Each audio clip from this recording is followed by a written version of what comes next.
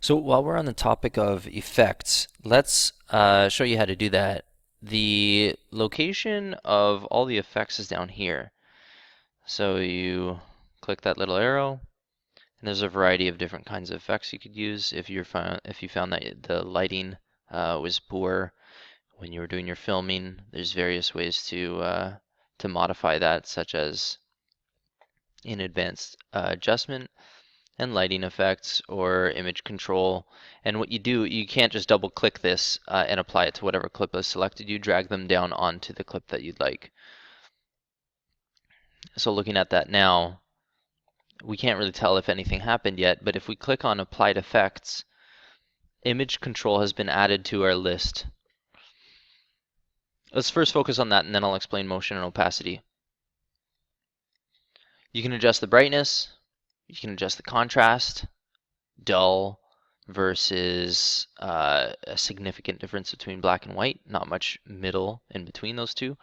Hue, you can change the color a bit, which could get kind of psychedelic, and saturation between dull and vibrant, saturated and muted gray. So if you don't like what you did, you can Control Z, you can reset those to the original, or you can delete them.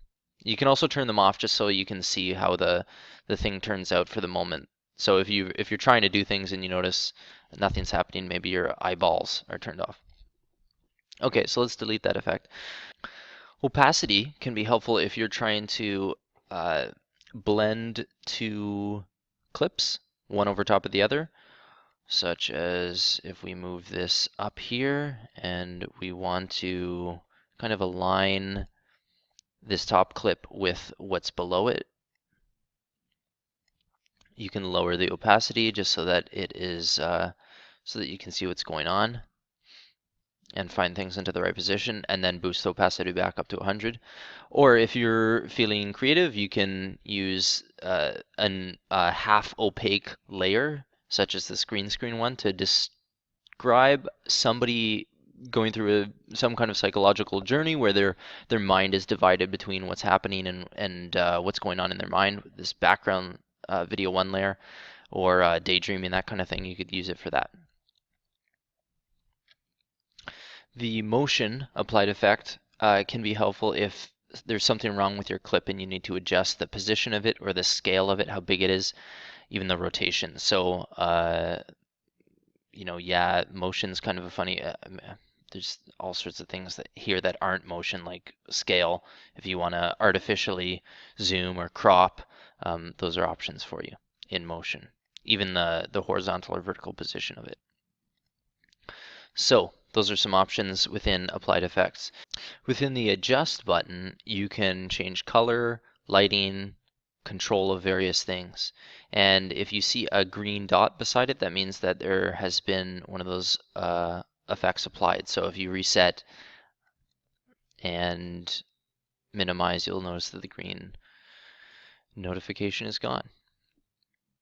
I would like to warn you about being too dramatic with any adjustments or applied effects, because you want to convey consistency and reality as you tell your story instead of trying to get fancy. It'll be frustrating to look at. Okay, that's enough talk about effects for the moment. Let's move that back into position. To press play and view your video as it goes, you can toggle with the spacebar. That's the easiest way. So pressing the spacebar is the best way to do it. You can also go up here and scroll through, spacebar, and you can even step forward to through each frame. You'll notice the frame there change, or you can fast forward, and the more you click that, the more it fast forwards. You can go to the next clip, and that can mathematically get you to a part where things are exactly divided. A lot of the time you will notice that your sound is crap, or you're just not happy with how it goes. You can do two things: unlink it, right click on the clip, unlink audio and video, click anywhere in the gray, click on your audio, and press the delete key on your keyboard. This way you can position a great track behind your images in the soundtrack layer and make your artwork sound good. One thing that I find students are frustrated by is sometimes they try and click on a clip, but they end up clicking right in this clip volume or opacity area, and that can be irritating. Click anywhere else except near the sides where that kind of governs the chances of you trimming a clip down. So grab up here, grab down here. Do not grab on the orange line. That governs how loud something is, or how much of it can appear. So in the case of the audio files, how loud it is. In the case of your image component, how much of it can be seen at any given time. So this will reduce down to black if you have it at the bottom, and at the top it's got 100% opacity. So that's an important thing to recognize. To move those clips, click somewhere, relocate it to the place you want it to go. My recommendation is to have it just hover for a second so that things can move out of the way for it. And once in a while, if you're not careful, you can drop it in the wrong spot and it splits clips automatically, which can be frustrating. So just drag it to where it needs to go, let it sit for a second comfortably, and let go. If you've done this by accident, you can right click, press delete, and close gap. If you want to move multiple clips at once, you can either click and drag a box around them, move them, or if you just want to move a few things, click on them and hold down Shift as you click on the other clips that you want and move those alone. And that way you can get, relocate things to a more comfortable spot. To trim down a clip, if you're not happy with how it starts, let's say I don't like there's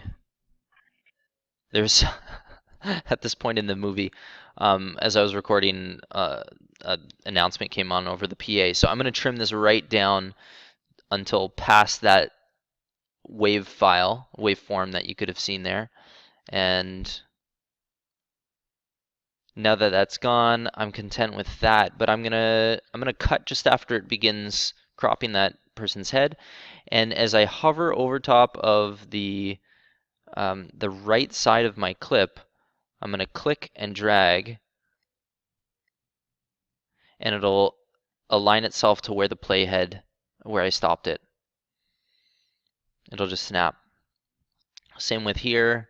You'll notice that at the end of this video, I kind of pull away that ridiculous face that I've put in front of my my helper, so we're gonna relocate it to here. So that's how you trim things down that are too long or start at an awkward point. To clip to split them in two, if I wanna deal with the rest of this in some other part, this little scissors or Control K will split those clips and they can be treated differently from one another. And that can help in transitions, it can help in management of sound, or maybe you somehow paused recording and kept recording and need to chop up your clip because it's a multifaceted clip and relocate those clips elsewhere in the film. So that's how you split clips and trim clips. The last thing I want to touch on is many of you guys like working with green screen. So as a test, just so you can see how to do this, the effects that you need to place on your green screened image, and just as a refresher, let's get the opacity back up here.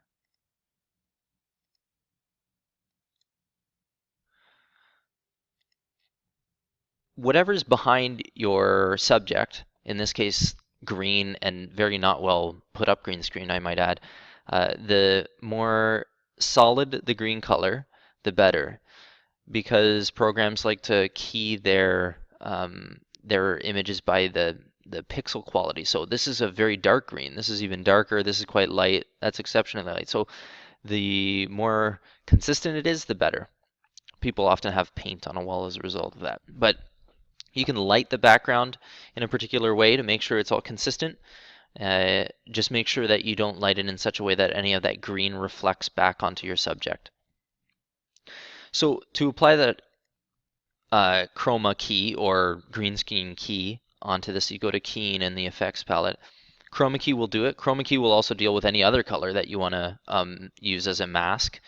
But let's work on green screen, and we drag that over, and we should see that applied effect be placed on that layer. So as we scroll through, we can see that our subject is the green background is eliminated, but so are parts of him.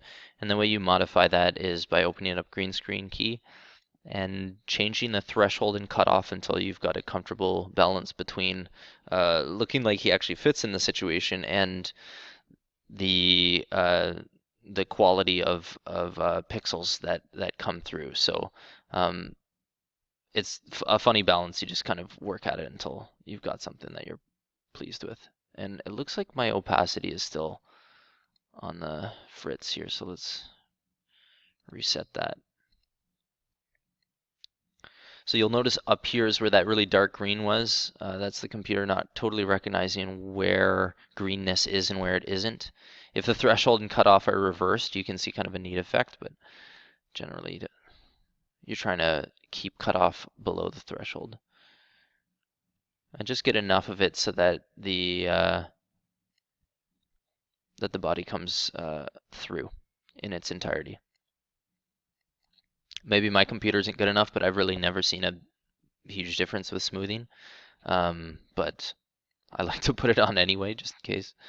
It helps blend him into my subject into the background a little bit, so it doesn't seem too foreign.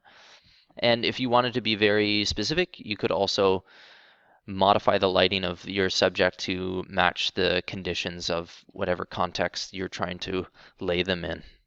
The only other thing about the green screen is, of course, that your green screen layer has to be on top of your layer that it will be the background. So this on top, this behind.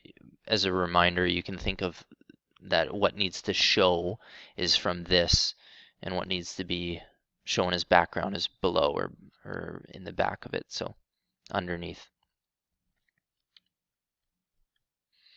So as you work, don't forget to save. Just click this up here. It'll save the project. Remember how you want to organize these clips. Remember that the clips are not internal to this file. The clips are elsewhere. They're in your source destination. They're in wherever you added media from.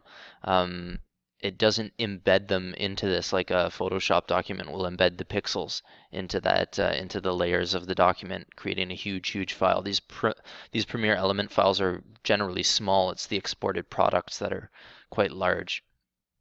So that's saving.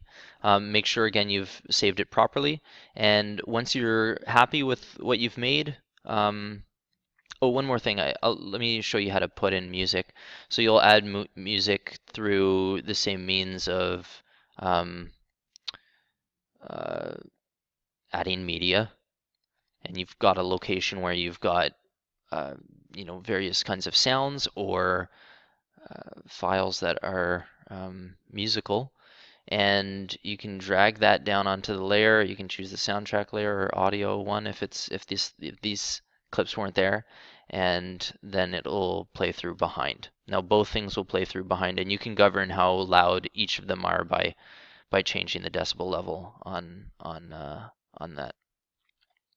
So now you've got how to insert clips, you've got how to insert sound, you've got how to manage those clips by trimming and splitting, overlaying, and adding effects. So hopefully that's enough to get you started. All the best to you.